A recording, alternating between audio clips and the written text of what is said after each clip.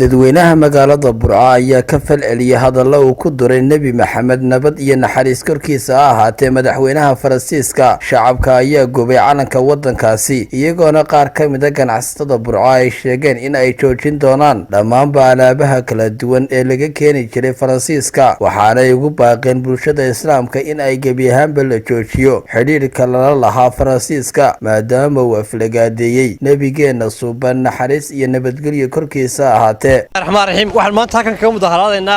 Faransiiska oo caayis banaheeni Maxamed sallallahu alayhi wa sallam waxaan leenahay Ilaahay ha jibiyo Faransiiska madaxweynaha Faransiiska Ilaahay ha sharaf rido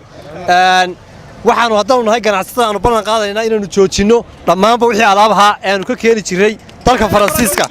waanu joojinay alaabtiisa waxaan leenahay dadka reer Soomaaliland yaan la iibsanin alaabtiisa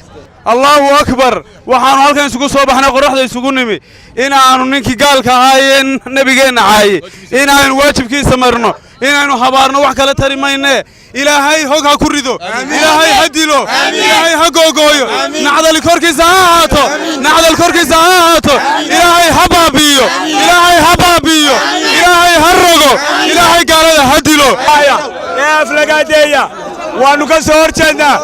أفضل نقول لنا وحنيا نقول لنا وحب نقول لنا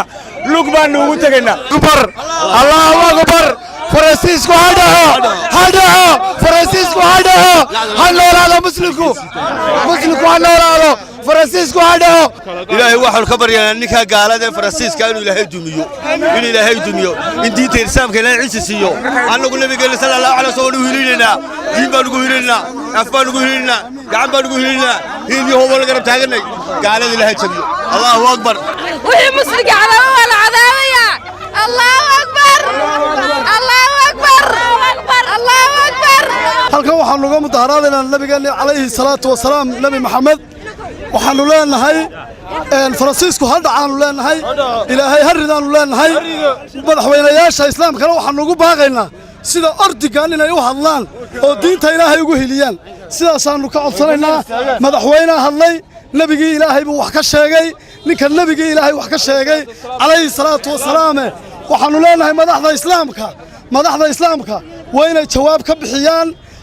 sida ordigan uga hadlay mudaharaadka shacabka Burco ay kaga soo horjeedaan dalka Faransiiska isla markaana ay ku gubeen calankiisa ayaa ku soo beegmaya xilli madaxweynaha dalkaasi uu aflagaadeeyay nabigeena suuban naxariis iyo nabadgelyo korkiisa ahaatee Cabdilaahi Maxamuud Muuse Xudayfi Ariel TV magaalada Burco.